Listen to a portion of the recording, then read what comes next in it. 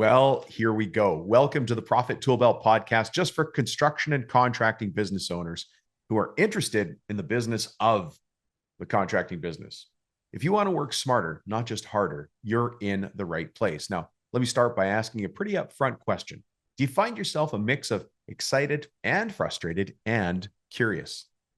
Let's break that down. You're excited because you're good at your trade and you know you can do great work. But you're frustrated because you're trying to grow a business and it feels like every time you take 2 steps forward, you also slide 1 step backward. And then you're curious because you're actually looking for answers.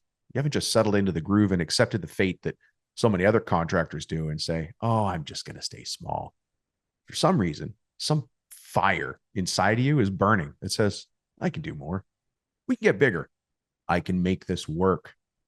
You say things like that. Well, if that's the case, you're in the right place. The reason this episode is important is because I want you to think differently. I want you to see the world differently, and I want you to act differently. That's what a business coach does. So let me settle into understanding what this podcast is all about. It's about mindset. It's about focus, the what and the how. Now you have to bring the when. By the way, does this even sound like a contractor podcast right now? No. If you tuned in because you're at that point in your business where you realize it's time to level up, you're in the right place. You see, I built this show to hit 3 high points for you. I want to educate, inform, and inspire business owners who happen to be contractors. My goal, I would just want to show you the path so you can move from being a contractor who has a shop and a field crew and change your thinking, your approach, and your mindset to one where you're a business person who just happens to run a construction company. Look, I haven't seen every situation in the world for sure, but I have been doing this for over 20 years. When I invite a guest to be on the show, the first thing I need to do is ask myself is this: can they answer a common problem? Can they help us with a common frustration or a stuck point? Or can this topic add value in a way you never considered before? Can they answer the questions I hear back from you listening to this podcast right now? Because here's the things I hear when I talk to business owners. You guys will text me or phone, we get on a phone call or something like that, meet at a trade show. Dom, we're doing good, but we could be doing better. Or I'll hear from some people, look, I'm ready, but there's so much to do. I just don't know where to start. Or we got to do something about this or that or the other thing. The one that, one of the ones that really it comes across with frustration is, Dom, why am I busy, but I'm still broke?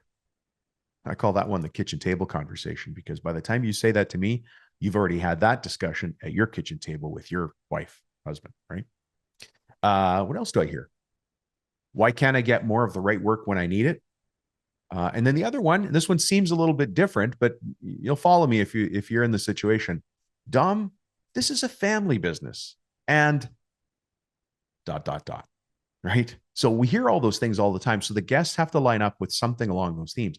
So if you've ever asked yourself questions like this, then I hope you're happy to know that I use those kind of questions to build the agenda and the outline for this podcast this year.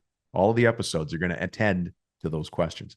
At the same time, the show might frustrate you because the topics and subjects are aimed at people with companies in the $1 million plus range.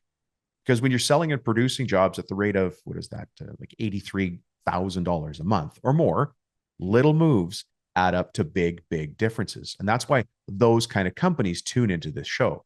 Now, look, if you're smaller than that, I'm not going to leave you hanging. Stick around, take a lot of notes, grab all the downloads you can. As a matter of fact, take advantage of everything here, because this is the kind of information you can use to bring your business from a couple $100,000 to $1 million in a very short time. Lots of people do that right here through this show. It's kind of nice, by the way, though, knowing that $1 million businesses are also listening and using this info to get themselves to 5 million. And the 5s are aiming for 10 and the 10s are aiming for 20. We're all using the same info. It's just your business, your system, your way of doing things is actually going to modify my simple systems. See, that's where I'll show you the what. You got to bring the when. Anyways, that means sometimes our show is going to sound more like a board of director and CEO of large company construction talk, which is fine. No matter what, I work hard to keep everything we talk about here easy to understand or has a simple visual to go along with it. That's why there's so many free downloads. Simple systems scale. Simple pictures, simple documents, simple ideas, simple models. If somebody's telling you something that's not easy to understand, it's probably a load of beep. So on this show, you're going to hear from other experts in the field. You're going to be surprised by some of the outside guests I bring in so that you have perspective. because we're going to talk about time management, and wasted time. We're going to talk about people, team, and culture. We're going to dive into money, profits, and fixing those annoying profit leaks. You'll learn how to sell your company, or as I like to say, get it ready to be bought at a premium. And for some of you, how to pass it on to somebody else in your family, which is what you want, right? You've got a son who's moving up through the business, or a nephew, or a niece, a daughter. What about growth?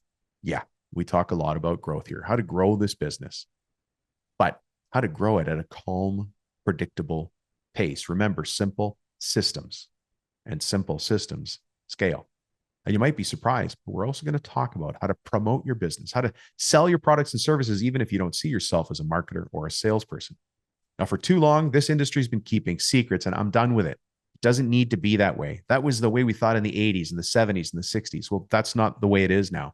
There are simple systems to help you run this business, make the money you deserve, and live the life you want. Those simple systems, that's what gives you the quiet confidence to take this company wherever you want to get to. If I had to summarize everything for you, this podcast is about the mindset of growth and success for you as a business owner. That takes us to mindset. Speaking of mindset, I have a couple of dad jokes for you. And now, why dad jokes, Dom? Why bad jokes?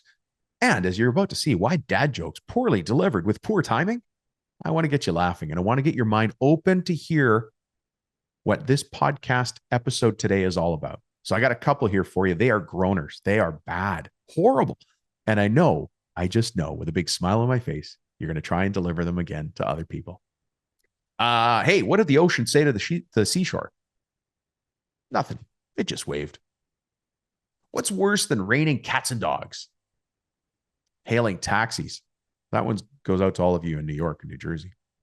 You ever thought about this? Because we're all in construction. How does a penguin build its house? It glues it together. You might be thinking about taking a vacation. Where do sharks go on vacation? Well, they go to Finland. All right. When they got on vacation, what did the pig say on the beach? I'm bacon. Oh, you see, you're laughing in spite of yourself. You're shaking your head. Hey, why did the librarian get kicked off the plane? It was overbooked. And finally, I want you to think about this one. You can use this one tonight at the dinner table. Hey, kids, what travels around the world but stays in one corner? Think about it. Kids love riddles, right? What travels around the world but stays in one corner? A stamp. Now, look, some of you listening don't even know what stamps are. The rest of us who know what stamps are thinking, huh? How can somebody not know what a stamp is? Well, try to get your kids to read an analog watch and you'll know what I mean. Anyways, I host this podcast because one day I want to be your business coach. There, I said it. Is it okay? I just said what I want. I want to be your business coach. As a matter of fact, I have a team of business coaches that I have personally hand selected. I have very high expectations for the people that join my team. And I'm proud of every single one of them. So as you listen to this podcast, ask yourself if you think me and my team might be the right tool to help you get to the next level.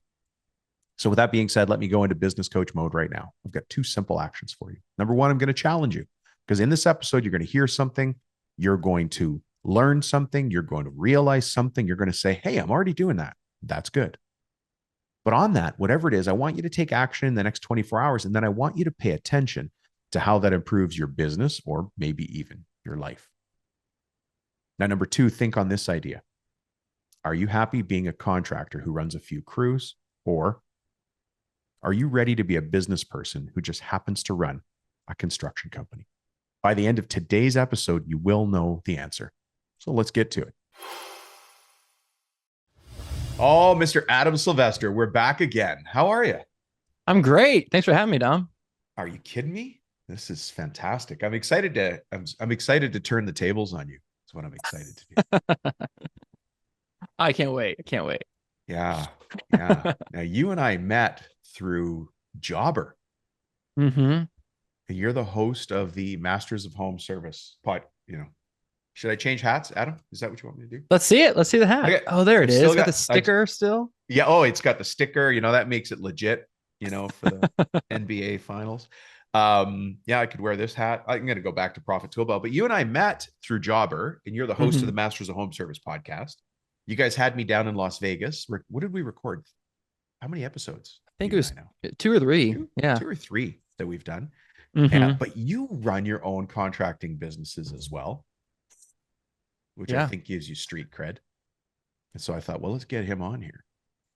Yeah. It gives me credibility because I made all the mistakes all your listeners have made, probably more. But yeah, we met in Vegas and I host the Masters of Home Service podcast for Jobber. And it's pretty sweet. It's a unique podcast that they do a really good job. Jobber is really into branding, Mm-hmm. and they have really sleek designs, and everything they do has excellence to it. Like really, just everything they put out is just really Yeah. high end, and the podcast is no different. And Yeah. so they fly us into Vegas, and we shoot for a few days and Oh, yeah. talk It to was some really me. good Yeah. entrepreneurs. It's awesome. It was great. I went and had dinner with Tom Reber. Mm-hmm. Uh, um, I just some other names. I'm sorry that they've escaped me right now, but it Yeah, was great to Chase, meet him. Tyler, all these other That's right. entrepreneurs. Yeah, Yeah. Tyler, Chase Gallagher, Tyler. Mm-hmm. Yeah, it was good. So, but this is not a jobber podcast. So let me do this. I'm gonna ask the big question. Adam Okay. Sylvester, who the heck are you? And how is it you come to be speaking to all these forward-facing contractors all over the world? So I am the host of the podcast. I own 2 businesses. I own Ah, Charlottesville Lawn Care. I've owned that for a long time here in Charlottesville, Virginia.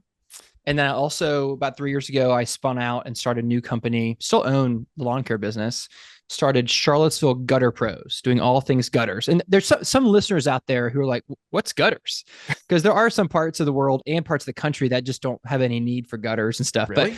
But That doesn't make yeah, sense so, to me. I'm isn't in that the funny? Pacific Northwest. How would you not have gutters? Isn't that funny? Like, yeah, What do I there's some lean my states. ladder against if you don't have gutters? I know, right? Hey, But like yeah. in Arizona and some of the southern hot areas, just not very much rain. And so Oh, I don't really know much about that. But so we do gutters and grass. So when it rains, the grass grows and the gutters leak. And so I like the rain. When it rains, money comes out of the sky. So, nice. but my lawn care business is pretty stable. It doesn't take a whole lot of my time right now. It's what Michael Gerber would call his money machine or my money machine. Yeah. It's not a huge ATM, but it pays me a reasonable salary and it hums in the background.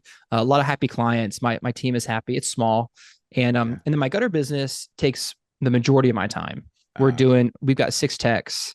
1 office person who I'm currently training. And so between those 2 things, I stay pretty busy. Yeah. So many directions to go on this. In the last little while, finding good people has been one of the things. So maybe just as a funny aside, are people coming out of college or university as gutter technicians? I wish. Or I'm not sure if I wish that, but one of my 5-year BHAG goals is BHAG, to have what's BHAG again, just so people know. It's Jim Collins. It's a big, hairy, audacious goal. It's just like, Right. what would So you we're about really to hear want? something huge here, like a big, hairy, audacious goal. Oh, it's hairy and it's nasty and it's yeah. It's I want to have a line out the door of qualified candidates who want to work here. That's what I want. I want to have a big, huge line of people who are clamoring to work for my companies. Wow, that's what we all want, right? But that's a strong intention. It is. Maybe we all want it, but you just said it out loud. And so for some people, they're thinking, yeah, I do want that. And then they're going to say, Adam Sylvester, how do I do that? And you do it by building a strong brand in your area. You build it so that people. I had someone call me today. Actually, they saw one of our yard signs. Yeah. And now, honestly, usually when we get that call, it's someone who's not qualified to work here. To be honest, but this guy does qualified to work here mean? They haven't worked in a couple of years. They've worked 10 jobs in the last 6 months. They don't have a license, that kind of stuff. That's not qualified. Yeah. Right. But this guy was seemingly very high quality. And I value family men and stuff. I appreciate that. This guy has 2 kids at home. His wife's a stay-at-home mom, and he's worked at the same place for a long time. He's just looking for career change. So those kinds of people I really want. So that goes into this whole, like, he sees us around. He's seen our vehicles. He sees our technicians at lunch at the local grill with our uniforms on, smiling branding, and just carrying on. Like that kind of stuff matters. And so I think when you build a strong brand, and we have TV commercials as well, it's not just TV, but that helps, and radio, and we have yard signs all over the place. We have a really strong brand. When you Google us, 500 5-star reviews come up, Okay. You're a thing. You're an active thing. We're a thing. When people think gutters, they think of us. Yeah. Yeah. So, okay, well, that's good. And you probably gave a ton of people a ton of value right there. But today you and I are here to talk about reinvention. Mm. And maybe we should start at the very beginning. What's your origin story? How the heck did you become the gutter and lawn care king of Charlottesville? There was so like a lot of listeners, if and a lot of us we just start young, and whether we're cutting lawns on the side or whether we're fixing our neighbor's bathroom on the side, whatever it is, we start young, and I was no different. So I Yeah. started cutting grass when I was little. I was like 11 years old, and did that all through high school, my youth, and then when I was about 22, there was an inflection point. There was a point in my life where everything was broken. My truck, my trailer, my mowers, everything was broken. Oh, okay. Yeah. And I was like, babe, at the time, my fiance, now my wife of 12 years, she's very lovely. And I said, am I really going to do this whole lawn care thing? Haven't we all asked that question to ourselves? Am I going to be a lawn care guy Yeah. Am I forever? going to Yeah. am I going to keep swinging hammers? Am I going to go get a real job and work for somebody else? And long story short, I decided to double down. And so I went all in and got the truck fixed and got the trailer and all that and stuff. And so, but so at that point, it went from being a side hustle because I had done other things, sales jobs and all kinds of stuff, to like, this is my full time. This is how I'm going to support myself and my future family. And so I did that. And because I always wanted to run a business, I didn't really care what it was. I had lawn care, so let's just make that into a real You business. just kept going. Yeah. But like I'm not passionate about lawn care, and that's okay. I'm passionate about being a business owner and serving clients Oh, and are you kidding me? providing jobs. This is the right podcast to say that, because one of the Mm-hmm. things we talk about here is I'm a business person who just happens to run a contracting company. Exactly. That's a very different mindset than I'm a guy that cuts lawns and I have a lawn care business. Exactly. There's nothing wrong with either of those two things at all. It's just that in this camp, we are business people who happen to be contractors. It's a Yeah. different thing. Yeah, exactly. And Michael Gerber talks about this, like building an asset. Your business should be an asset that makes you money. Right. It shouldn't be like having a lion by its tail, or if if you can't let go of it, or else it's going to devour you. But you also can't hold on to a tiger for a long time either. And so, what do you Yeah. do with this beast that you've created? And so that really resonated with me. Like, I want to build an asset and what can you do with assets? You can sell them, Mm-hmm. and they are they're an they're a benefit to your life. A lot of our listeners here, their business, the tail is wagging the dog, and their Mm-hmm. business is running and owning them, and they're miserable. I was there. I think you might have been there at one point in your life. And so, Sometimes I'm there, sometimes I'm there for an hour today, but I totally. do know how to get out of it. Mm-hmm. Or I know that, 100%. because I'm following a plan. By the way, do you have a plan? Like, do you follow some sort of strategy, or like what keeps you pointed north? Yeah. So I do have a plan. I didn't always have a plan, Mm-hmm. but I have a budget. Crazy thing called a budget. And Yeah. Here's the thing. There are people listening right now who are saying, "Yep, I know the power of a budget. I have a budget. I didn't believe it." And there's people listening like, "Yeah, I got another guy who's saying budget." Until you have a budget, you don't know how powerful it is to have a budget. Because when you sit down and say, I want to make $1 million this year. Yeah. Okay, well, how many jobs? And that how many jobs and how many, all that working backwards, that's not exactly a budget. That's working backwards to hit revenue. But if you put the revenue in there, $1 million, and you say, okay, well, my labor is going to be X, Y, and Z, should be more than 50% probably. And then you say, oh, holy cow, the way we're on track right now, we're not going to make more than 2% net profit. We're going to make 30 grand this year. And then you realize, oh, now I actually have work to do and actually run this business properly. Without a budget, you don't really see that stuff. Yeah. Let me make this real for some people listening out there. Is when you do that budget, you say, unless I change some things, I won't be able to pay for my daughter's wedding. Yes. My son's braces. Yes. That boat I've been eyeing. My buddies all have boats. They got a bass boat, Mm-hmm. on the front, cast into the weeds. I need that. Well, you can have it, but you got to have a budget to get there. And that's one of the things that, we talk about money as if it's a thing, and that money's cold. Talking about money gets hot. But there's systems to go make that. Once you have the numbers on paper, let me change how I said that, Adam, so that I take personal responsibility.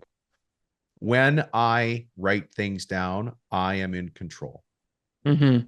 So when I have my numbers written down, I know how to control them. Otherwise, it's just, floating in my head. Like 100%. Yeah. Yeah. Wow. This is good. This is why they've got you running the Jobber podcast. 'Cause you, a lot of value. We haven't even gotten into the topic of reinvention. Yeah. So anyway, I was saying, started lawn care inflection point, right? And then I ran that for a couple of years. I was doing some side jobs too because it wasn't quite the You said airplane. you're doing sales. What were you selling? Were you selling tangibles or intangibles? Intangibles. I was selling life insurance to my parents. My parents have sold life Oh, insurance that's for right. a Because your long, long, long dad, time. yeah. Did both your mom and dad sold life insurance? Yeah, my mom was more the support. She Mhm. didn't go out, so she didn't actually sell, but they were two peas in a pod. Licensed, right? They were both licensed. Yeah, so Yeah. I did that for a while. I was never radically successful, but I learned a lot, and it was really important lessons for me because now I'm selling gutters, and now I'm selling grass. It's the same thing. It's all the Well, same but you're selling principles. now. You're selling tangibles, not hmm intangibles. And that So is different. yeah, I was going to ask you kind of a test question. Definitely not as part of what you and I prepped for. But hmm why do you think this is a business coach question? Like 100% coming right now. You ready? Yeah, Why do you think I asked the question? Did you sell tangibles or intangibles? because it's different. Yeah. Yeah. You're selling concepts. Like when you're hmm selling life insurance or insurance of any point, you're not really like when you sign the paper and then you don't walk away with a box of insurance. Like you hmm don't bolt the insurance to the wall, right? You don't fill it with hydraulic fluid and now it lifts the, Sure. your plow blade. You're buying an intangible. And it's Yeah. different selling intangibles. You have to build a story, you have to build excitement, you have to dig into emotions, maybe a little bit more than the tangibles where you can see something. There's the guy mowing my lawn. There's a hmm guy putting up siding. There's the kitchen cabinets being installed, right? Totally. Yeah. Yeah. I mean, for some people would argue that it's the same, but it's one's not easier than the other. But I definitely think that for me selling the tangible, if you buy this, then we're going to cut your grass. It's going to look shorter. If you hire us, Yeah. your gutters will not overflow anymore. Those are really easy things to grasp. Um, so yeah, but generally speaking, I would say intangibles can often be a much bigger ticket, but we don't have to get into that. So anyway, yeah, Yeah. I was selling life insurance. Yeah. Intangibles. So let's go back to the reinvention theme. And the reason I want to bring it up is because people there are running a business right now and they say, my business looks like this today, X, Y, hmm Z, one, two, three. I hmm don't know if I wanted to change. And if I did want it to change, what would it look like? And how would I get there? So maybe we'll go back to what made you decide to change and reinvent yourself. And then what did you do to get through that? And if you don't hmm mind, what does it look like now? Yeah. In March of 2020, I went to this business conference thing, and because I was feeling hungry, I was hungry for like something a bigger thing, the next step, whatever that case may be. Or At the time, this was before Gutter Pros, and so at the time, it seemed like the next step was to build retaining walls and to build patios and hardscapes. And up to that point, I'd just done residential mow and blow kind of stuff. I real low barrier of entry. And so I went down this rabbit hole of like, we're going to start building patios. So I built this retaining wall.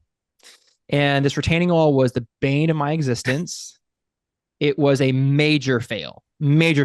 It was a like 6 month. financially or structurally? Yes. Yeah. Structurally too. Everything was bad. I had to pay another contractor to rebuild it for me. I lost a ton of money. It was just a bad idea. Just bad idea. Anyone out there? Bad ideas. Yeah. So it was a bad idea. And I had this idea, this false idea that I had to realize greater goals. I had to get out of this residential business and just start doing bigger and better things. And I don't think that's true. I think that you can, a lot of in lawn care, the big thing is like commercial or hardscaping. And I just think that you can build a business on low barrier of entry stuff. If you're a handyman, you can just keep doing people's bathrooms, people's decks. You don't have to go commercial. You don't have to go build a whole house. If it's not your boring sweet is spot, profitable. Simple is yeah, profitable. yeah, It can exactly. be, yeah. Totally. Boring is profitable. And so I learned a big lesson there. But however, I just didn't realize that I was knocking on the door of something bigger, which was Gutter Pros.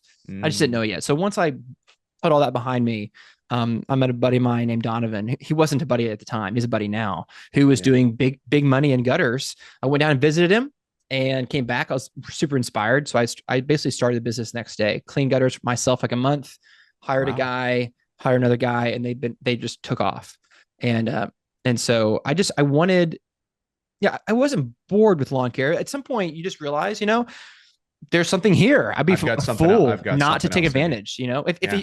if you're on one side of the street and you see a pot of gold on the other side of the street, but you look around and no one else sees it, you'd be a fool not to walk across the street and pick it up. And that's what I did with Gutter Pros. Yeah. I love it. And so if I understand your origin story on this, like how you got there, you're running a business that was good, could have been better, and you wanted to reinvent yourself. And so you went and got coaching or mentoring, or you started taking courses and going to conferences. And Yeah. yeah. So you invested in yourself ultimately. Yeah, this was a business coaching program. It wasn't a good fit for contractors, but yeah, it got me. You know, I read a lot of books. Well, I shouldn't say that. I have read a lot of books. I've got 4 kids and 2 businesses, and so I have not become disciplined enough to read a lot of books. I do listen to quite a few audiobooks and a lot of podcasts, and so I'm constantly learning and tapping in and stuff. And but here's the thing: like I got to a point in my life a few years ago where I got really burned out on the whole content consumption thing. Mm-hmm. And I got to the point where I was like, you know what? I don't need to know what to do. I know what to do. I know how to lose weight. I know that you just got to eat less and work out more. I know how to invest. You just live below your means and save money. And I know how to do it. It's just a matter of doing it. So I actually, a couple of years ago, I took a break from all the podcasts, all the books, because I was like, you know what? I feel like every book just sounds the same now. And I just need to like execute. I need to do this stuff that I've been studying for 15 years. It's so interesting you say that. You know, you can get so for a while I felt guilty because I'm in the same boat. And you would think as a professional business coach and an entrepreneur, I read a ton. I used to read a ton. I now listen to a lot, but one of the things that I spend more time on is I spend more time doing than I do reading stuff. I mean, truly just now I started a book that's more of a workbook on stoicism because I really enjoy the philosophy of stoicism and it applies to business. And there's a couple of books I keep going back to. I don't need another book on business strategy. I just need to implement the strategy in the books I've read. Totally. I think you and I agree on that. When I was business partners with Brian Tracy, now for people who don't know who Brian Tracy is, he's one of those gurus who gets up on stage and shows you what to do in the world of business improvement, sales improvement, personal improvement, all those things. And admittedly, he was bigger in the 80s and the 90s. But he and I would comment, we're getting on a plane, traveling from one city to another. And he's like, if only the people in my audience would put in place what they learned from us today. Because most of them don't, but they become junkies of going to conferences and buying books, but they never actually do anything with it. Yeah. I felt personally like a junkie in the insurance world where I would go to all these conferences constantly, but I never really had a breakout moment. It wasn't a good fit for me. But like if you find yourself just constantly drinking and consuming, dude, just go out and kill something and drag it home. Oh, well, you're talking my language now, right? It's my other analogy is we're doing a lot of talking about riding a bike. How about you just go ride the bike? Yeah, you're going to fall, you're going to skin your knees. And then you know what? One day you're going to be like, I ride the bike. And you know what we do? This is changing the subject a little bit, but what we tend to do with our employees is we show them how we ride the bike once, and then we expect them to ride the bike. Oh my gosh. That's probably one of the best things I've heard in a long time. You idiot, why can't you do this? Well, you showed me once. And if you show me how to hit a golf ball 300 yards, I wouldn't be able to do it the first time just because you gave me a perfect tutorial, right? So there's so many things to train I'm doing this now as a role play, but Adam, there's so many things to train my guys on. How do I know where to start? So what do? You take somebody who's raw and you show them how to be a gutter guy or a lawn guy. How do you do that? Yeah. It's a great question. So there's a couple different ways. My answer to that is you do it slowly and methodically, and you do it patiently, and you do it without their revenue really counting that much. We don't just hire somebody and say, okay, great, you're here, go redo that bathroom now. That'd be silly. Even if they're experts, they have a lot of experience. You have to make sure they do it your way and everything. And so the way we do with Gutter Pros, we do an apprenticeship, like an informal apprenticeship where they come in and they work for, reasonable low wage, 20, 25 bucks an hour. And we partner them with our best technician, and they're attached to the hip for like 2 or 3 months. And they learn all the things, and they learn the good, bad, and the ugly. And we say, hey, okay, I'm going to show you this. Now you do it. Okay. Well, you did pretty close, but don't do it that way. Do it this way. Okay, great. Next time, do it this way. Okay, great. And after a while, they just figured out, well, here's what I'm a fan of, or what I'm not a fan of. I'm not a fan of when the boss sees something that's being done wrong, or maybe he doesn't even see it, but let's pretend that he does see it, and he lets it go. He lets it go, lets it go. And then finally he's like, oh, this guy's, and he freaks out. Mm. He Blows up. lashes out. You've been doing this for months. And it's just like driving a car. If you're driving a car down straight down the road, Yeah. you don't just lock your arms on the steering wheel and go. Eventually, you end up in the ditch because it's not a perfectly straight road. These little adjustments, right? Just these little adjustments, back and forth, keeps you straight. If you don't do the little adjustments, then you end up in the ditch, right? And so, just same way relationally with our employees, if we're not doing a lot of small adjustments back constant, right, then they're going to end up in the ditch, and it's our fault. It's not theirs. And so, and that's what they want. They want, most people at least want the small adjustments. Hey, man, I saw how you do that way. Great. That's great. Keep it up. Hey, don't do it this way. Do it this way next time. Okay, great. Hey, I heard what you said to that client. That was great, but change this word. It sounds a little better. Okay, great. Hey, next time when you're talking to the client, take that AirPod out of your ear, please. Okay, fine. Sure. But you don't just save all those up and then just throw up all over them a month later. You tell them as they happen. And right. We just don't like doing that as people. We just don't. But it's harder that way, but it's better that way. It is harder that way. And then let me add to that. What people are saying right now is they're driving the car, driving their truck, walking the dog, on the treadmill, I hope. But Dom, you don't understand. I'm so busy every day. I don't have time to talk to my guys, the people in my company. They should know. What do you say to that? Or how do we overcome that? If you want to build a legitimate business, you have to do it this way. And I'll just come out and say it. If you want to build a legitimate company with legitimate employees who do legitimate work for legitimate clients, then you have to do it this way. If you want to just build a chaotic mess with knots everywhere that you have to completely untangle every single day and text the guy this information and text this guy this instruction and go back and fix that and go back and fire this guy, hire that guy, fire him, then sure, do it however you want to. But that's not legit. That sucks. Yeah. If you want to do it a legit way, then do it the better way, which is train your people. Because here's the thing, like if you're having your HVAC replaced, would you want some technician that just got hired yesterday to come do it for you? That's crazy. But unfortunately, in our world, we do that more than we probably should. We send an untrained guy out there. And that's just, I think ethically, I've done that. And I'm stepping on my own toes here. But like ethically, I don't think that's right. Yeah. I mean, sometimes, so listen, everybody's got their first day at work. Everybody has their first day at work. So we have to train. Totally. You know, I'm doing a presentation next week for another software company. You know, you and I met through Jobber. This presentation's for a big ERP for more on the manufacturing side of construction. And I'm going to be talking to them about culture and values and how you put those in place. But one of the things we're going to be talking about there is this very topic and how you get yourself training your people and having a culture of training people is more, it starts with the business owner. It starts with me just deciding to do that. You know, it's not always easy, but if I don't train them, then they're going to go out there untrained and they do what they think is their best work their way. And it goes off in a slightly different direction, but we're not building our own company. Now we've just got a bunch of guys doing projects and that's not something we can grow. 100%. Yeah. All right. So let's we talked a little bit about reinvention. What are some of the biggest lessons you've learned? Let's say that now how many kids do you have, Adam? I have 4. I have a 7, 6, 2, and 7 months. Oh, very young. That's nice. That's a good time. Every time you come home, it's jump on daddy time. Exactly. I love and mommy's jealous. Yeah. For a moment, but then she's got a second to herself, right? She's like, exactly. Right. She goes out the door. And then she's relieved. Yeah. Yeah. But I want to dial you forward 40 years. So how old will you be? Are you allowed to say this? How old will you be? I'm 36 now. So I'll be 40 years. I'll be 66 or 76. 76 years old. Your 7-year-old is going to be 47. So there's a good chance you're going to have grandkids. Yeah. Hopefully. Isn't that cool? Yeah.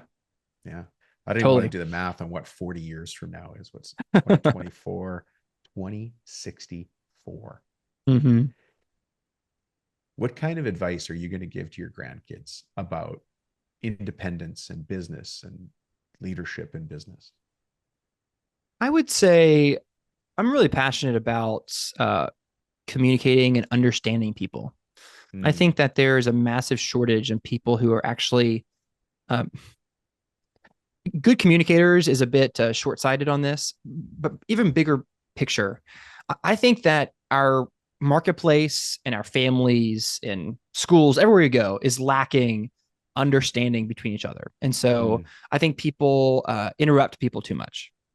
I think people don't give someone else the benefit of the doubt when they should. I think that people assume too much. Oh, I hate when people assume stuff. It drives me crazy. We all hate that. But we all do it. And so I think I would teach my grandkids to learn how to interact with people in a really positive way. Because we need that. We need people who can teach. We need people who are patient. We need people who don't crumble under pressure when things aren't going right.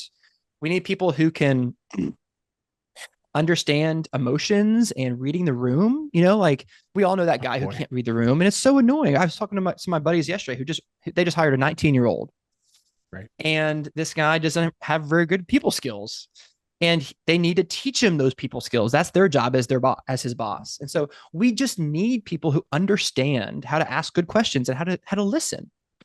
And unfortunately, those things don't get really taught much unless those things only get taught by really good parents, unfortunately, these days. Maybe some school, whatever. But so I would teach my kids to that kind of stuff, Yeah. The soft skills of human interaction. Soft skills. Well said. Yeah, exactly. Yeah. And I mean, I don't know that I'm getting it right. We'll see when I'm a grandfather, how my kids and grandkids have turned out.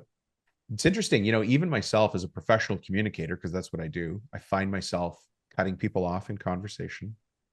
I find myself assuming what they're going to say. And yet at the same time, I find that I have my most powerful meetings when I repeat back to you what you've said to me. Very powerful. Right? So Adam, if I understand you correctly, you said you're looking for this, you want that, and you're concerned about this. You think your opportunities or options are these and these, but you still think that this is going to be a roadblock. Is that right? And I find when I do that, they go, Dom, yeah, thanks. That's it. But if I try to go in with all the answers, like I'm the smartest guy in the room. Totally.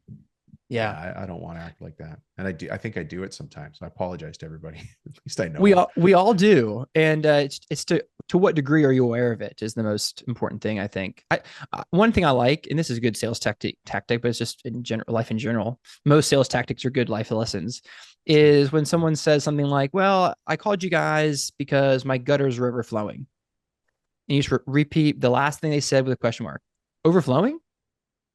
Yeah, well, there's a lot of debris in there, and the squirrels get in there.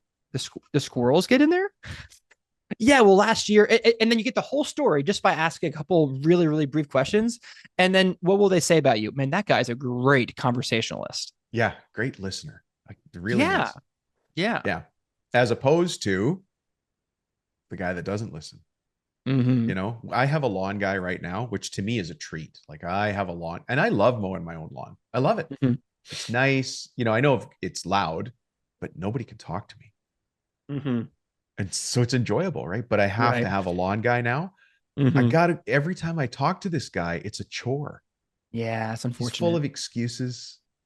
He's like, oh, you got to send it to me in an email. I don't want to listen. Yeah, I'm like, I just asked you not to break the fence when you whip around the edges. You got to put it in an email. I won't pay attention. I'm like, that's too bad. You know what? You would think that I would be the guy that would go change it, but I don't care enough about it to go and change him. There's nothing like it's a low investment. So you know what I went and did? I put rocks. Instead of talking to him, because knowing I'm talking to a brick wall, I went and put rocks in the areas I wanted him to stop breaking the fence while he was whipping. That's funny. Yeah. Yeah. And so am I a good communicator? Maybe what's that called? Passive aggressive behavior. But it has to be worth it for me. And when I've got an employee, I want to invest in them. Yeah. Yeah. I think that another thing I would tell my grandkids is, and you have to tread softly on this because it's not going to apply to everybody, but I think we've done a full circle in society. And I'll explain why I say that. Like in the past, it was like learn a trade and then do that trade. And then we're like, man, we don't want to be trapped in the same career for 40 years. That sounds terrible. Oh, freedom and self-promotion and choice and dabble this and dabble that, go to college and waste your life and all this kind of stuff. And And I would actually go back to the old school. I'd say, hey man, like if you can become an HVAC technician and you can learn that when you're 15, like that sounds great. Now, if you want to be a doctor, go to college. If you want to be a lawyer, go to college, right? Accountant, go to college. But if you don't want to do those things, then go be a locksmith for a couple of years in high school. Go be a pipe fitter. Go learn plumbing. Oh my gosh. If you don't like it, then go switch. But I'm saying don't do it forever if you hate it, but like you're only going to learn something if you just try it. You know, like you said earlier, we're not going to learn to ride a bike by watching. So let's go ride a bike and see. And if you find, and so I think that a kid who's 10 would really value that. That'd be really valuable to them, because otherwise they're just going to float through school, float through probably college, and then just have nothing to show for it. Yeah. It's sad. And it's why we're not attracting people to the trades, which is a massive topic in general. And yet we should be attracting people to the trades. You're going to, the leaders will emerge and the people that don't want to lead will emerge. That's fine. I remember, because I had a chance to go to college, but my degree is pretty much useless. Same here. Yeah. Like I'm a forensic anthropologist. That's cool. Yeah. It didn't stick. It didn't take, it didn't stick. Yeah. It didn't stick. But I remember the friends of mine that went and got business degrees and finance degrees, and they were kind of pompous about it, if I'm honest. And then when we got out of university, they went and worked at the bank or an insurance agency behind the counter. And I thought, oh my God, that's a prison sentence. I never want that. Totally. And that's what you're doing with your business degree. Instead, here I'm an archaeologist and I started a Christmas light installation company.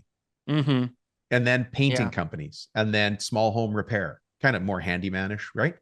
And wow, I was happier overall. There were days of just absolute despair because, when things go bad, they go, like you had said, they go really bad. Right. But, and even then some mockery. And one of the things that I found now that I wish I could tell, maybe I'm going to switch, what I could tell my grandkids is, when you rely on one job, you have one client. And outside of your control, if they lay you off or fire you or that company closes, you've lost 100% of you've lost 100%. But your lawn care business, let's say I'll just pick a number. Let's say you've got 50 clients. If you lose a client today, I don't think you lose an ounce of sleep tonight. Just go get another one. Yeah. You got 50 other clients paying you. I totally agree with that. Let's talk about that, because there's two different business models. And I think most of your listeners are probably big ticket. And so they're doing 5 or 10 clients a year. I'm guessing maybe 20 or 30 clients a year, but I'm doing I'm doing 2,000 because we're high volume. Yeah. Which I love. That fits my personality. Lawn care is the same way.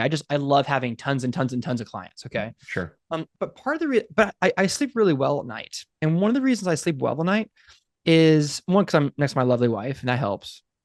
But two is because I have 6 months worth of savings in the business checking account. Oh, wow. This is the power of budgets. And Dom, that makes a big difference. Doesn't it change things? It does. And honestly, like I've been there where I didn't have that. And when a client cancels, when an employee quits, or a client complains, it just tastes so much different. It weighs so much heavier on you. Yeah. But when you have that much money in the bank, and it takes a while. I know that your listeners can't just go drum up that much money overnight. That takes a while, and I get that. But start, because it makes such a big difference. Hold on.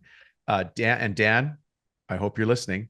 Dan is in Ann Arbor, Michigan. Dano, I hope you're listening. And Dan right now is screaming at the steering wheel because he went through coaching with us. Okay. And his daughter needed braces. And you've just, so by the way, he's on a conference call like this. I could see him on the screen. You've just never seen a guy prouder than saying, I cut that check. It was $7,000 for her braces. He goes, I just cut it. I just cut the check. And I was like, oh, that's great. And interesting. But I listened a little bit more. His son had needed braces years before, and it was this massive, intense, stressful conversation at the kitchen table about how they were going to finance it because they couldn't afford their son's braces. Yes. But here's a dad taking care of his little girl, and he goes, Dom, I just cut the check. That's so powerful. He was just so happy to cut a check because he puts what you and I are talking about. There are simple systems to run your business. And when you start to just push yourself through that funnel, that filter, it does get easier. There's a reason that discipline is a thing, because discipline leads to good outcomes. Undiscipline leads to sloppiness in our lives and our marriages and our fitness and our business. Mm-hmm. Yeah. And I'm not bragging here. I still have a long way to go. My business is not where it's at. Golly.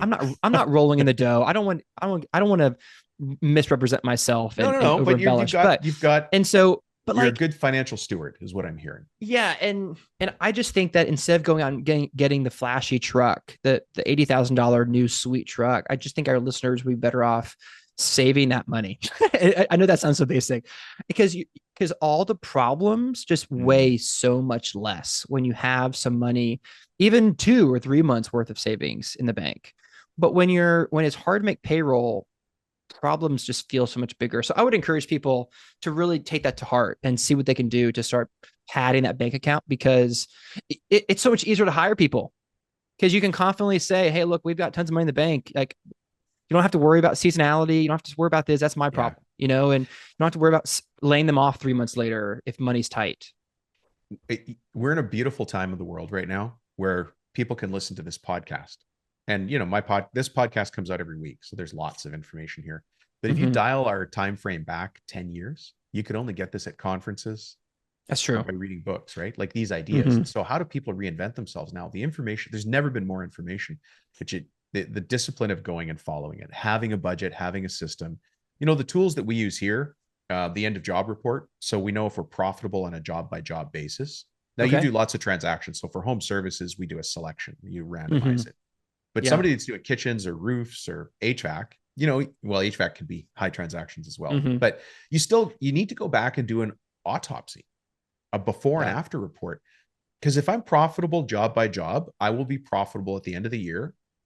And for any CFOs listening, I still then need to go back and look at my overheads. Yes. And we go right back to how you opened. What are my numbers?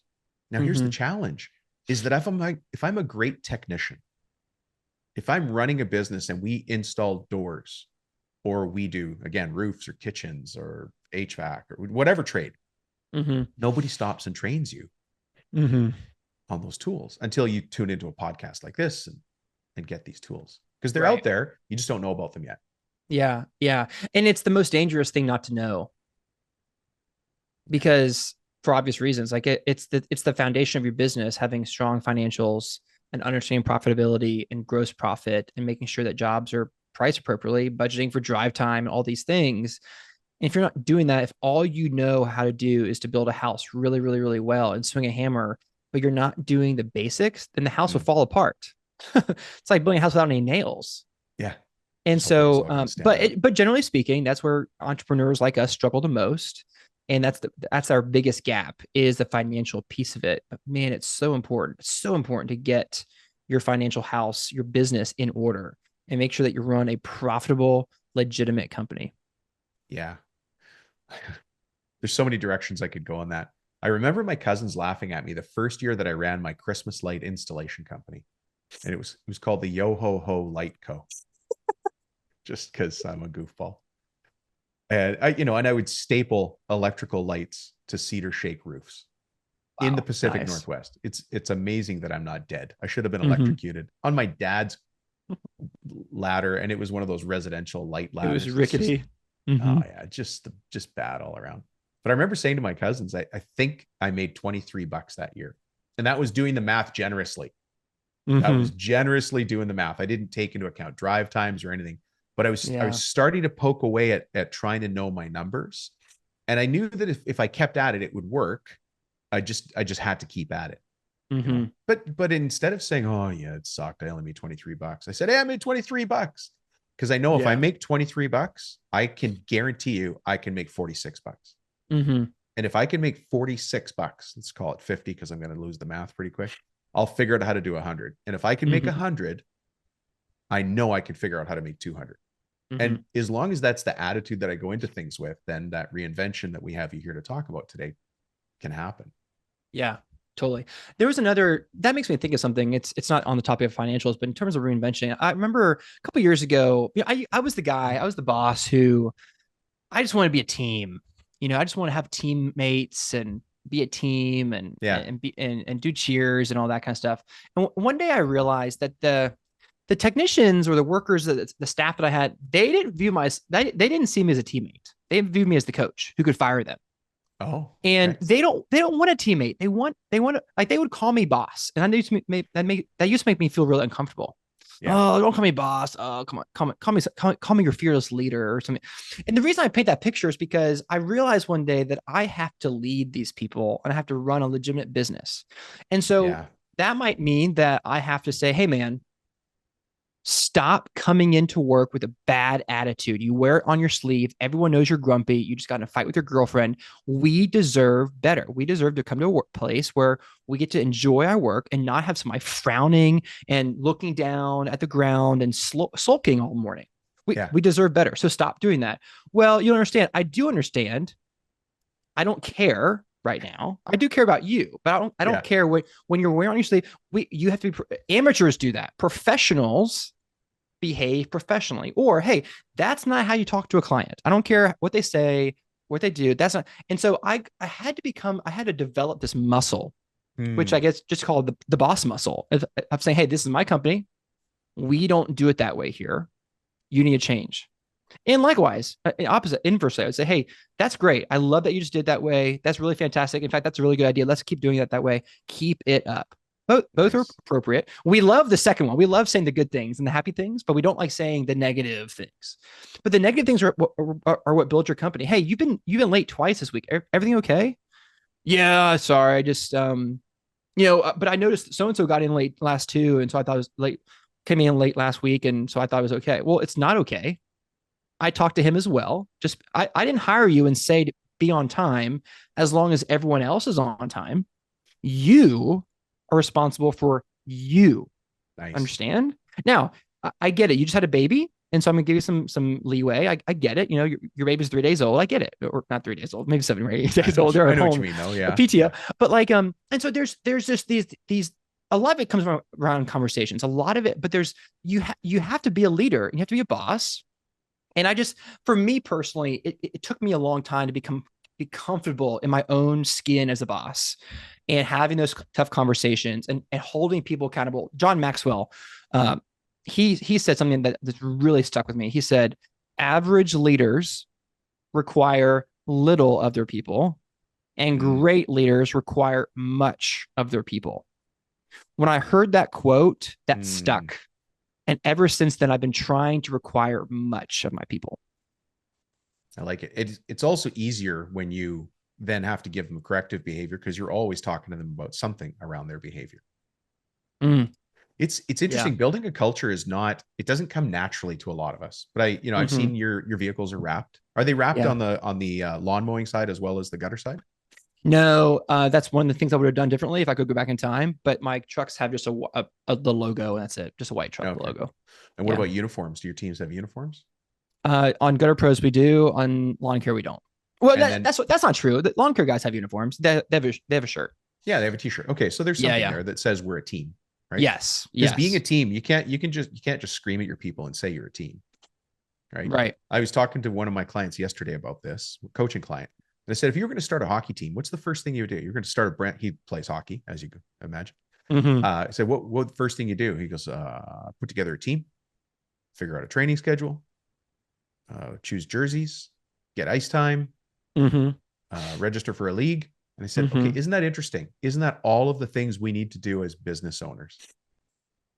Right? Mm-hmm. Do you have practice time, which we call training? Mm-hmm. Right. And Yeah. the reason that came up is because there's a lot of resistance around, do we need meetings? What a waste of time. We're busy. We don't have time for meetings, but that's the training time. That's actually the glue that holds the company together. Now you can't have Mm-hmm. wasteful meetings. Those drive me nuts more than They're the anybody. worst. Yeah. Yeah. Right. Like, Nothing worse than a bad meeting. so go fix it. Yeah. So go fix it. There's systems for Mm-hmm. fixing bad meetings. We talk about them here all the time, Mm-hmm. right? Meetings have to have an agenda. They start on time, they end on time. Meetings don't wander off into multiple directions, right? Mm-hmm. And they don't degrade into finger pointing and blaming. Right. There's some rules, but once you set that up, meetings are great. You Yeah. have more meetings, not less. You have shorter meetings, not. And then your people will actually help you enforce those rules if they know you're serious. Hey, shut up. That's off topic. We'll talk about that later. And they'll police for you. I totally agree with you. I Yeah. am curious. Any other ninja hacks for running good meetings? I'm curious. Yeah. Well, I'll tell you, There's a couple of them. First of all, meetings should be what we call standing meetings or recurring meetings. So every Tuesday at 2, every Wednesday at 1. And there's a lot of different variations. There's an agenda for any meeting. Like there should always be an agenda for every meeting. And here's the agenda for every meeting. Hi, how are you? Okay. Numbers. What's up? Like what's going on? Where are you stuck? Who's going to do what by when? And then, obviously goodbye. So those are the points of an effective meeting. Take a note. That's it. Down. Okay. Well, yeah. And I can repeat it if you like. Hi, I got how are you? Okay. There you go. Like, but remember, we start with numbers. And the reason is numbers removes the cow poop. It removes the BS. We start with numbers. And when I'm imagining right now that we're standing up and we're, I've got my team around me and we're focused and everybody knows what numbers they have to report. Everybody can have different kind of numbers. And this goes back to tracking and, there's more detail there. But we start with numbers because numbers removes the BS. And if I ask you for numbers and you give me a story, I'm going to stop you. I can say, Adam, I appreciate it. That sounds like a great story. The Smiths, their cat, the window, the Christmas ornament, their budget, they're this. Yeah. I need a number. And after I do that a couple of times, people know. And what I want to hear Adam say is 7, 21, 13%, 4.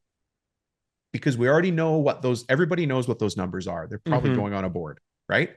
I go to the next person. Hey, what are your numbers? And they're going to go 16. Okay. We all know what that number is. I can get through my entire company. Like if you had a 15-person company, getting numbers from everybody takes less than 3 minutes because you're just giving me numbers, no stories. Yeah. So obviously there's a lot more. Maybe we should have you on here to interview me on my own show about effective meetings. I would love that. That'd be great. Yeah. Come on. Yeah. Hey, listen, I've taken a ton of your time, but it's so easy to talk to you and you've got a lot of insight. If somebody wants to find you in this big one, I guess there's at least 3 places I know to find you. But if somebody wants to find you, how would you prefer to be found? I would say the hub for me is my website, adamsylvester.com. It has links to Jobber's Masters of Home Service podcast. It has links to my podcast. And then it also has links to my companies and my Facebook page, and my phone number is on there too. And so Adam Sylvester is the place they can go to reach out. I love to hear from people. Yeah. For people that don't know, like I said, Adam and I met in Las Vegas. I was invited down by Jobber to be interviewed there. But how many days were you interviewing and how many interviews did you do? Because I was there. Jobber does all of their interviews in one shot. Yeah. Bam, bam, bam, bam, bam. So I think we did 25 or 26, 25 over 4 days. So we did 6 and 6 and then 7 and 7. So 14 plus 12, 26, actually 26 episodes in 4 days. And it's just, I had to make sure my voice was good and strong. And no, your voice was great. Yeah. It was beautiful studio. It's the studio for some sports. It's at the Wynn, right? It's the Wynn Casino, which is one of the nicest casinos in Vegas. The podcast studio itself is arguably the best podcast studio in the whole country. It really fantastic. Is. It really is. How many cameras were in there? I think 17 or 19. There's even a camera out in the hallway. And so it's really cool. Listen, I was worried going to the bathroom. There were so many cameras in there. I thought it was the CIA. I was like, what's going on in this place? It's cool because you're in the studio and then there's people just walking by in the casino and they can see you and they can hear you because they pump the sound out. So it's a cool atmosphere and it's just really high end. So I really encourage our listeners to listen, give it a try. Yeah. It's pretty cool. In the world of behind the scenes, when you and I were doing our interview, Tom Reber was outside and he took a video on his phone and then he texted it to me while we're in there and I saw it go off and I'm like, what's Tom doing right now? Right. Yeah. So, but I've just never been in an environment like that. And doing that many podcasts, man, you must be getting smarter by the minute. Dude, it's a great opportunity for me. I mean, I tell the Jobber crew all the time, it's a great opportunity. I get to meet people like you and Tom. Tom's just a total jokester. And I get to talk to all these business people. It's great for my business brain. You have a business brain, you know how it is. But yeah, I mean, 4 days of just business talk after business talk, and then I go to dinner with people like you at night, so it just continues. So it's pretty fun for me. I really enjoy it. I loved it. Well, let's hit repeat on that somehow. But Adam, thank you very much for being on the show, folks. Obviously, check out the podcast Masters of Home Service, where you represent Jobber and then you interview a bunch of other contractors. moving forward in their lives. Yeah, totally. Thanks, Adam. Have a great day. Thanks, We'll have Tom. it back again. Appreciate it. All right, see you. Bye-bye. Well. What did you learn from that? And what can you put in place? It's up to you. Remember earlier, I promised I'm going to show you a bunch of things, but when you do these things is up to you and where you want to get this business. So let's do that. Hey, I want to read this testimony. Actually, I'm going to read you two that came in lately. Here's a text message I got from Matt. People send me text messages when they want some of the free downloads, right? So this one came in from Matt. Matt's a painter of all things. And he's got quite a way with words. We're going to beep out some of those words here. This is just a text message I'm reading, right? Hey, man, you had an episode hit me right in the beep today. Really appreciate the stuff you're putting out in the world. Thank you, Matt. I love it. You got me laughing today. Here's another one. I've been listening to Dominic for more than a year now. This one came in by email, folks. I'm sorry. The first one was a text message. This one is an email. So, hey, I've been listening to Dominic for more than a year now. Years ago, I started reading books, helping and learning hands-on. Someone that thought the word of mouth is my best advertisement. I have repeat customers. I leave business cards at stores and gas stations. I'm growing a little bit, but not as fast as I want. So I listen to your show. Thanks. Nice. I appreciate hearing that. I really, really do. So folks, that's just messages that people have sent back. If you've got a chance to leave a review for the show, please do. We'd appreciate it. Others would appreciate it as well. But otherwise, sending a message like that is never bad. It puts a smile on my face and lets me know people are listening.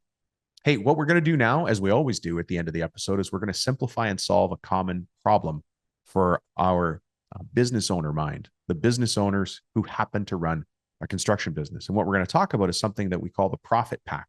Now, I've been doing this for many, many years. And so those of you who've been listening for a long time, you know that to get one of my downloads, you just send me a text. And the text number, the cell number is 315-903-7853. And then you send me a keyword, and then I know which one to send you back. It's pretty quick. Over the years, I've realized people keep asking for the same kinds of reports. So I put together something different this year. It's called a profit pack. And the profit pack is, in this case, 3 different documents that are the most commonly downloaded and requested tools that people ask for. So the 3 tools, if you want this, just send me the words profit pack. But one of them is the go back calculator. The other one is the where are my blind spots self-assessment. It's a construction business reality check, that one. And then the other one is this how to calculate my revenue responsibility per hour. So how do you actually find out and hold yourself accountable to the number per hour that you're supposed to be aiming for to make this a profitable business? So you can plunk money down at your own kitchen table, right? That's what this whole thing is about. We talk about this being about business, but it's really about how we can provide for our family and our life. And I want you to have more money in the front pocket of your jeans. That's what I want. Anyways, this profit pack is those 3 documents all together. So it's a little bit more efficient, right? You can just get all 3 at once. So just send me the keyword profit pack by text. Just send it to me by, text me the word profit pack at 315-903-7853. Again, the 1-hour job estimate calculator, we often call the go back report. Some of you might already have it, but if you have it and you haven't used it yet, get it again, get that reminder. You don't even know where it is in your email anymore, but get it, because not having it is ridiculous. How's that? All right, just put it on the table. If you have it and haven't used it, that's ridiculous. If you don't have it, that's ridiculous because it's right here, right? So the go back report or the 1-hour calculator allows you to understand what your actual hourly rate needs to be when you bid on a job. And it shows you how to include you taking home a salary or a wage. It shows you how to make sure your overheads are covered. It shows you how to make sure you're properly calculating labor costs. It shows you how to make sure that at the end of the year, you'll have enough money in the business that the accountant goes, you did pretty good. And your wife or your spouse goes, wow, you did great. But you can't do that unless you do it on purpose. And this little one, it's very simple. All you have to do after that is add materials and subs, permits, all the other things that come in there. You just add that. But you have to know your number first. You have to know your number first. So anyways, that's the go back calculator or the 1-hour job estimate calculator. That's just one of the reports in the profit pack. The other one is the where are my blind spots, which is a construction business reality check. This is one I really like. And you've heard me say this before. I want you to print it off, leave the office, put yourself on do not disturb, go to your favorite coffee shop, grab a nice coffee, face the corner, put in your headphones, grab a pen, and just work away at this thing. You're going to be doing it on your own. I won't be there to help you, although I want to. But you do this on your own. And then at the end, you get an assessment. It's the same assessment that myself or one of my business coaches would take you through. Boom, boom, boom. How are we here? How are we here? And you're going to see where you're strong and where you're weak. And then guess what? You focus on what you come to realize is the highest priority. That's how you turn a business around. It's not by doing a combination of things. It's about seeing what things have to be done, prioritizing it, and sticking on the one that needs to be done first until it is done. It's really, I don't want to overcomplicate this because it doesn't need to be. Find the problem, fix the problem. Simple system, right? That's it. So anyways, that one will show you that. And then again, as I mentioned, how to calculate my revenue responsibility per hour. And that's the big picture. That's the understanding of where you should be spending your time for the most return as a contractor who's running an actual business. Anyways, it's called the Profit Pack. I hope you enjoy it when you get it. If you want it, just send me the word Profit Pack, text it off to me, and then we'll shoot it back. And again, just in case you needed me to say it one more time so you could write it down or text me, 315-903-7853. Listen, I appreciate you checking in. I really, really do.